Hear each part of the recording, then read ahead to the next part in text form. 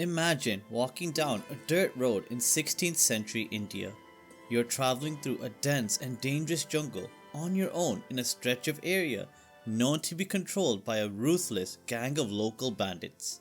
And suddenly the trees rustle, a dozen armed men step out onto the road blocking your path. They surround you, they think you are an unarmed, easy target. But you don't panic, you simply just reach down to your waist, unbuckle your belt, and suddenly that belt snaps out into 5 feet of razor sharp steel. And before the bandits can even react, you swing it, creating a blinding 6 foot wide tornado of metal. Today we are going to talk about a weapon so dangerous it was just as likely to kill the person holding it as it was the enemy. And it took 9 years of training just to be able to use this weapon without severely maiming yourself. And this fearsome weapon from the foothills of India was called the Urumi, a whipping sword which breaks every single rule of how a sword is supposed to work and function. Think about a normal sword for a second, a broadsword, a katana, a scimitar, whatever. If an enemy swings a standard sword at you, you could potentially raise a wooden shield to block it. The metal blade would hit the wood, stopping and giving you a chance to perform a counterattack. But this defense mechanism just wouldn't work with the Urumi. In fact, I don't think any defense mechanism could effectively stop a highly skilled Urumi wielder. And this is because the Urumi acts exactly like a bullwhip, but it is made of highly flexible double-edged steel as well. So if you try to block it with the shield, that won't be enough to stop the blade. It will simply just hit the front of the shield, bend completely around the wooden edge, and slice the side of your face off. This is such a devastating and brutal weapon that can allow one person to be able to hold off multiple foes simultaneously and perhaps even kill them. Or even kill yourself if you miscalculate even a single swing of a Urumi. But before we begin, don't forget, if you want to find out more about forgotten weapons, wars, and warriors from South Asian history, then be sure to subscribe to my channel, Lethal History. So how exactly does such a nightmarish weapon actually get created? Well, blacksmiths in southern India couldn't just hammer a normal sword flat and hope to create a whip sword, as a normal sword would just snap in half if you bend it too far. So instead, these master blacksmiths would take paper-thin foils of iron, stack them on top of each other, and then crush them together under extreme heat. And the end result would be a metal ribbon thinner than your fingernail but over 5 feet long. Then they sharpened both sides of this ribbon blade from the hilt all the way to the tip. And sometimes they didn't just attach one blade to the handle but multiple blades. And if a warrior wanted to be truly lethal, blacksmiths would attach sometimes 3, 4, and in some exceptionally rare cases, up to 32 of these flexible blades to a single handle. So now that we have a basic understanding of what an Urumi is and how such a unique and deadly blade is forged, one needs to consider, how do you actually use a Urumi and how does it actually work?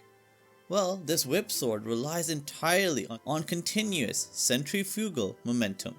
You have to keep it moving in a constant figure 8 motion around your body.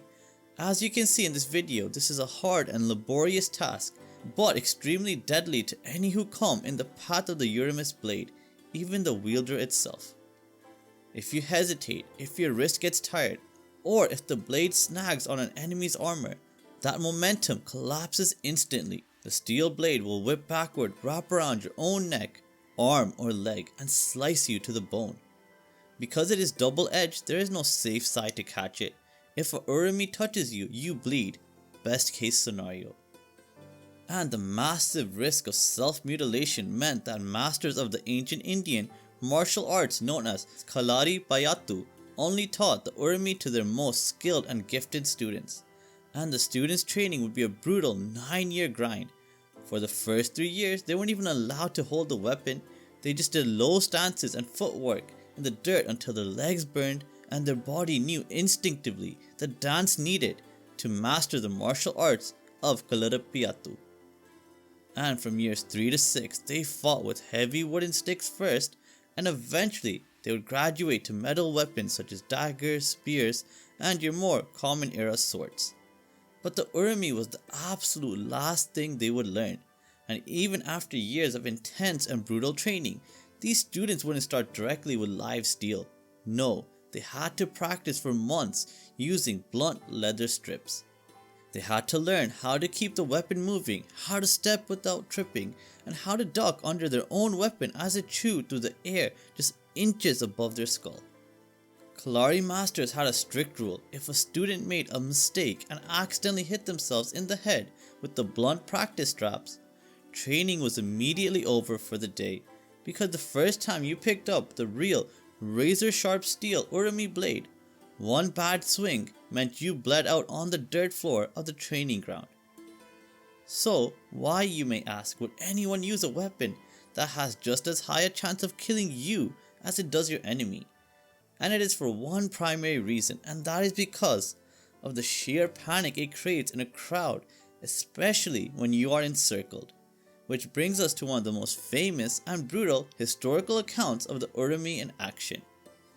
In the 16th century, in the Malabar region of northern Kerala, there was a legendary female warrior named Uniyarcha. She belonged to the Puthuram house, a family of professional duelists and fighters who made their living by being deadlier than anyone else in the room. And Uniyarcha was an absolute master of Kalaripayattu, but her signature weapon was the Urumi, meaning she was one of the most elite masters of the ancient martial art tradition. And one day, Uniyarcha decided she wanted to attend a temple festival in a neighboring village. But to get there, she had to walk down a dirt road that passed straight through a region called Nadapuram. Nadapuram was notorious. It was controlled by a massive gang of local thugs who regularly ambushed, robbed, and kidnapped travelers, and sometimes did even worse. Her husband and her mother-in-law begged her not to go. They told her it was a suicide mission. But Uniyarcha refused to back down. She told them that a daughter of her house does not hide like a coward, and they meet any challenge head on. So she wrapped her 5-foot steel Urumi tightly around her waist, fastened it like a standard belt, draped her traditional clothing over it, and forced her terrified husband to walk down the road with her. Sure enough, halfway to the temple, the trees rustled, the local gang stepped out onto the road. There were dozens of them, and they surrounded Uniyarcha and her husband, drawing their weapons, laughing, assuming that an unarmed woman and one man were an incredibly easy target for them. They started closing in on them to take them captive. But they didn't know who she was, and Uniyarcha didn't scream or run. She calmly reached down to her waist and unclasped her belt. And with a simple flick of her wrist, the belt uncoiled into a massive strip of live steel. Before the bandits even realized what was happening, Uniyarcha stepped forward and began to spin. She created an instant moving zone of metal. The Urumi whipped through the unarmored crowd at a blinding speed. This wasn't a clean and professional duel. This was absolute butchery. The flexible steel wrapped around the bandits' crude weapons bypassed their guards and started severing limbs and heads.